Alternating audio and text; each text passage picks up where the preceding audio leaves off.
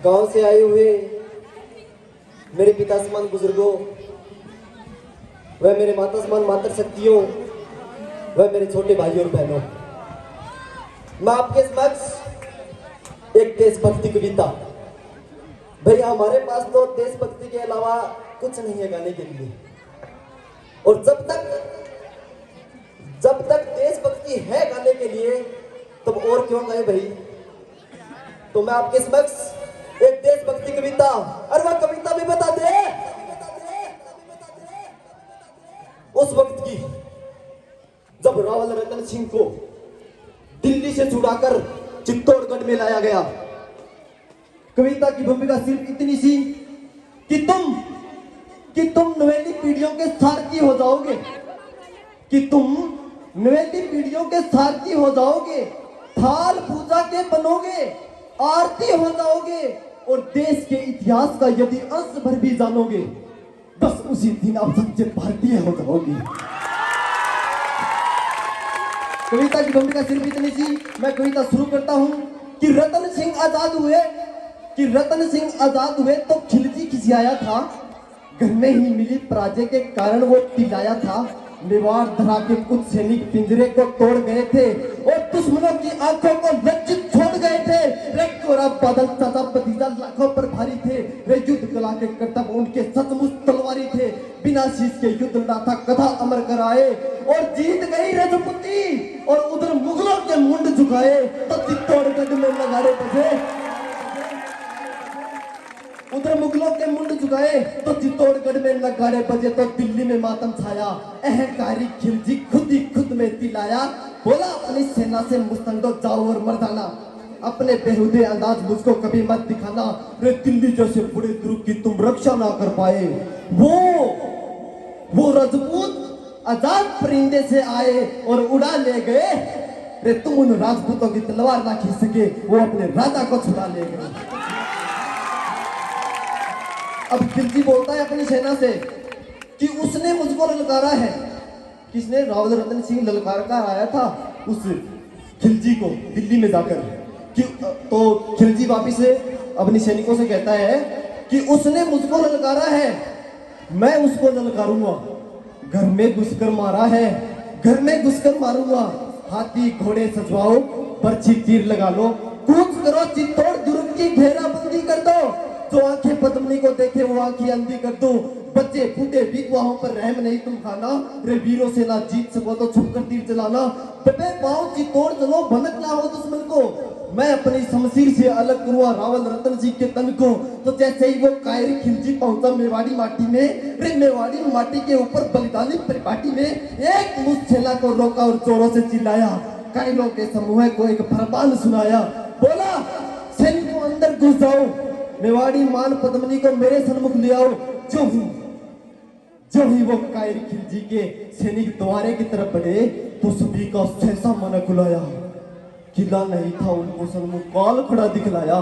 बोले हुकुम हम अंदर ना जाएंगे, है विशाल दरवाजा चित्तौड़गढ़ का, इसको कभी नहीं तोड़ पाएंगे। यदि तोड़ पाए तो महाराज हम अपना कफन सिलेंगे। रे किले के भीतर सोए हुए राजपूत शेर मिलेंगे, और जो ही वो चिगड़ी के शेर जगेंगे तो फिर सबकी रूह हिलेगी। कितनी भी तेज भाग लेना पर दिल्ली नहीं मिलेगी। वक्त अभी झुकने का है, मेरे आका झुक जाओ, और हम 7 लाख खिलजियों की खैर चाहते हो तो किले के बाहर ही रुक जाओ। यदि हम 7 लाख सिपाहियों की खैर चाहते हो तो किले के बाहर ही रुक जाओ। चित्तौड़गढ़ दुर्ग बहुत ही विशाल दुर्ग था। उसके बारे में बहुत सी कहावतें भी है कि गढ़ तो चित्तौड़गढ़, बाकी सब तो गड्डिया। यदि कोई गढ़ है ना तो वो चित्तौड़गढ़ का गढ़ है, बाकी सब तो गड्डिया है। उसके ऊपर 4 लाइनें हैं कि चित्तौड़ दुर्ग दुर्गों का राजा अंबर सी ऊंचाई। रे चित्तौड़ दुर्ग दुर्गों का राजा अंबर सी ऊंचाई। रे पैदल घूमे तो उम्र गुजर जाई इतनी लंबाई, और लंबाई से भी कई विशाल थी रावल की प्रभुताई। अब प्रभुताई से भी कुछ कठिन थी पद्मनी की ठकुराई। और ठकुराई के सामने वो खिलजी वेश दिखाई पड़ता, किला भेद लेने वाली वो नित्य नीतियां करता। लेकिन किले की उस दृढ़ता का वाह वाह क्या कहना। ये 8 माह तक रेत झांकती रही वो खिलजिया सेना। दीवार दुर्ग की धधक रही थी दंगल के जंगल में, चित्तौड़गढ़ की दीवारें धधक रही थी, रे दीवार दुर्ग की धधक रही थी दंगल के जंगल में। जैसे ही दुख पाते मेवाड़ी मंगल में, जिधर देखते सभी को रणमुख खेत दिखाई पड़ता, किला सन्मुख रणमुख खेत दिखाई पड़ता। सुनो सहस्त्रामन सम्मान किले के ऊपर और एक लिंग महाराज वरदान किले के ऊपर। किला किलेश्वर था, क्या कमाल था, कुशल कमाल वही था, केवल किला नहीं था, केवल किला किले का नाम नहीं था। तो फिर गुप्तचरों ने देखा, रावल रतन सिंह के जो गुप्तचर थे उन्होंने खिलजी की सेना को देखा। तो फिर गुप्तचरों ने देखा और फिर रावल से बोले, पहले सांस संभाली फिर धीरे से बोले, बोले हुकुम, बोले हुकुम। किले के बाहर काले गन छाए हैं, रे खिलजी के कायर से यार हमारे द्वारे तक चढ़ाए हैं। रे खिलजी की सारी सेना है थोड़ी दूर किले से। उस रोज ये बात रतन सिंह के उतरी नहीं गले से, थे महान बलवान किंतु दिल में खलबली मची थी। उस दिन रावल रतन सिंह को सचमुच गोरा बादल की कमी खली थी। और एक आरोप लगा, इतिहासकारों ने एक आरोप लगाया, उन तुच्छ इतिहासकारों के सामने मैं प्रश्न खड़ा करता हूं कि बिना नेतृत्व वाली सेना चित्तौड़ से चलकर दिल्ली में जाकर अपने राजा को मात्र 700 सिपाहियों के सहित खिलजी के जबड़े से छुड़ा के ला सकती है, वो क्या 8 महीने तक अपनी छाती पर दुश्मन को बर्दाश्त कर लेगी? बिल्कुल भी नहीं। सुबह किले के बाहर निकलेगी, कलेजा चीज के हाथ में दे देगी। कि ऐसा नहीं, पंक्तियां पढ़ता हूं, 8 महीने कि ऐसा नहीं कि वो, ऐसा नहीं कि सूर्य मांद में चुपकर बैठ गए थे, ऐसा नहीं कि वो रजपूत, वो रावल रतन सिंह सूर्य मांद में छुपकर बैठ गए थे, ऐसा नहीं कि वो मृत्यु के भय से छुपकर बैठ गए थे, ऐसा नहीं कि शत्रु सेना का पहरा सख्त हुआ था, ऐसा नहीं कि ठकुराई का ठंडा रक्त हुआ था, ऐसा नहीं कि राजपुताने में रणवीर नहीं थे, ऐसा नहीं कि रावल के तरकस में तीर नहीं थे, केवल एक ही भय था, केवल एक ही भय था रावल रतन सिंह को, जो उनको रोक रहा था। रे मानवता का रक्त बहेगा ये दल टोक रहा था, रे पर्वत और युद्ध के किस्से और वेश्या का मुख।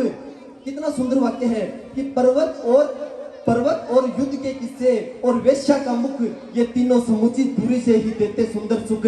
कथा युद्ध की सुनने में रमणीक लगा करती है, बच्चे अनाथ हो जाते हैं, बहुएं विधवा हो जाती है, तब जाकर कुछ घरों में कोला हल्की चीखें चिल्लाती है। तो खिलजी की सेना में है जितने भी लड़ने वाले, उनमें से ज्यादातर है भारत के रहने वाले, और भारत के रहने वालों से हरगिज नहीं भिड़ेंगे। जब तक युद्ध चलेगा टालेंगे, तत्पश्चात लड़ेंगे। तो फिर सभा बुलाई, रावल रतन सिंह ने एक सभा बुलाई। तो फिर सभा बुलाई और सारे मंत्री दरबार में आए, सच्चे सूरवीर और महारथी भी दरबार में आए। कोई कहे शत्रु सन्मुख है रावल, देर ना करना, और इन पड़ोसी राजाओं के लिए तुम टेर मत करना। है सच्चा सूरवीर वही जो मारे या मरता है। रे कितने भी स्वांग सिंह झेले पर राजपूत नहीं डरता है। अरे मृत्यु वो नहीं जो हमें अपने साथ लेकर जाए, मृत्यु वो नहीं जो शरीर से प्राण अलग कर जाए, मृत्यु तभी जहाँ कहीं हमारा स्वाभिमान मर जाए, मृत्यु तभी जहाँ हम विपरीत परिस्थिति से टल जाए। राजन हुकुम सुबह, मगर कहता हूँ कौन मृत्यु होती है? रे ये कायर खिलजी हमें ललकारे तो फिर कौन मृत्यु होती है? इतनी बात सुनकर, सैनिकों की इतनी बात सुनकर रावल रतन सिंह भी आग बबूला हो उठा। रावल बोले चट्टानी योद्धों शस्त्र संभालो, करो अपनी भुजाओं को गर्म और फिर दोहरी धार लगा लो। माना दुश्मन अधिक और हम सब संख्या में कम है, किंतु विजय या वीरगति छू लेने में क्या कम है। चलो खिलजियों की अंतिम अरदास मिटाकर आए, चलो समर में योद्धाई वाला खेल खिलाकर आए, चलो समुद्र में जाकर तूफानों से टकराए, चलो बता दे उन्हें युद्ध कैसे जीते जाते हैं। वे 7 लाख से 20,000 रजपूत किस दम पर टकराते हैं। रे आज पुकारा मातृभूमि ने आज दिवस आया है, रे आज पुकारा मातृभूमि ने आज दिवस आया है। क्या अद्भुत माया है, आज देवगढ़ भी हर्षित होकर हमको देख रहे हैं और स्वर्ग से सुमन पुष्प हमारे ऊपर फेंक रहे हैं। आज माँ दुर्गा और कालिका का आशीर्वाद मिला है। रे जन्मभूमि की रक्षा वाला आज प्रसाद मिला है। इन शुभ आशीषों और प्रसाद को तुम व्यक्त ला जाने देना। रे जीते जी तू स्वाभिमान पर आंच ना आने देना। याद रहे कि उस योद्धा का मान हुआ करता है जो मातृभूमि की रक्षा में बलिदान हुआ करता है। अरे मृत्यु वो नहीं जो हमें अपने साथ लेकर जाए। याद रहे कि उस योद्धा का मान हुआ करता है जो मातृभूमि की रक्षा में बलिदान हुआ करता है। अरे विजय अगर हो तो ऐसी कि अंबर पुष्प गिराए, और वीर गति हो तो ऐसी इतिहास अमर हो जाए। तो पहले कफन बांध लो सर पे, रावल रतन सिंह बोले कि पहले कफन बांध लो सर पे, फिर भगवा बदलाओ। इस जीवन की महाकाल को अंतिम भेंट चढ़ाओ। अंतिम बार नमन कर लेना वीरों इस माटी को। अंतिम बार माँ भवानी के चरणों में पांव झुका लो। अंतिम बार एक दूसरे को आज गले लगा लो। अंतिम बार सभी रिश्तेदारों को गले लगा लो। अंतिम बार एक दूसरे को दे लो आज बधाई। अंतिम बार अंत तक लड़नी होगी तुम्हें लड़ाई। तो फिर सब कुछ अनंत हुआ था पर उसको अनंत कर डाला। तो फिर सब कुछ अनंत हुआ था पर उसको अनंत कर डाला। रे मेवाड़ी पतझड़ में झटके में पसंद कर डाला। मेवाड़ी दल संख्या में कम किंतु हौसले बागी। एक तरफ सभी को वीर गति की लागी। तो पुरुषों ने तो कफन और संकेसरिया बनवाया। उधर रानियों ने भी सुंदर जौहर कुंड बनाया। ठाकुर ठकुरानी पासानी सीमा मांग रहे थे, एक दूसरे से मरने की आज्ञा मांग रहे थे। एक दूसरे से मरने की आज्ञा मांग रहे थे। तो दृश्य देखकर उन सारी के सारे सैनिकों का, उन सारी प्रजा का, ये सारा का सारा दृश्य देखकर रावल रतन सिंह की आंखों में पानी आया। अथक प्रयास किया तब जाकर शब्द कोई मिल पाया। रे गर्वित हारते गर्वित मन से फूटे शब्द गुआरे। जैसे कोई पिता अपने पुत्र को अंतिम बार पुकारे। जैसे खुद भगवान भगत की भक्ति पर मन हारे। ऐसे रावल खड़े हुए थे अपनी बाह पसारे। बोले योद्धाओं, रावल रतन सिंह बोले अपने योद्धाओं से, बोले योद्धाओं तुम सभी ही हो मेवाड़ वंश का मान बचाने वाले।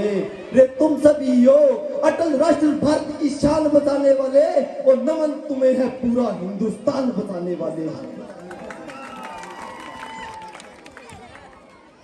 तो सैनिक बोल पड़े, रावल रतन सिंह के सैनिक बोल पड़े, राजन इसका अभिमान नहीं है। राजपूत बोल पड़े, राजन इसका अभिमान नहीं है। रे ये मातृभूमि है माई, तो फिर माई के लिए लड़ेंगे। और जिसमें खेले हैं उस अमनाई के लिए लड़ेंगे। रे और किसी के लिए नहीं, अपने भाई के लिए लड़ेंगे। वो जग में भरत वंश की ठकुराई के लिए लड़ेंगे। तो कल का सूरज चढ़ते ही आरंभ कीजिए राजन। युद्ध का ऐलान हो रहा है कि कल का सूरज चढ़ते ही आरंभ कीजिए राजन।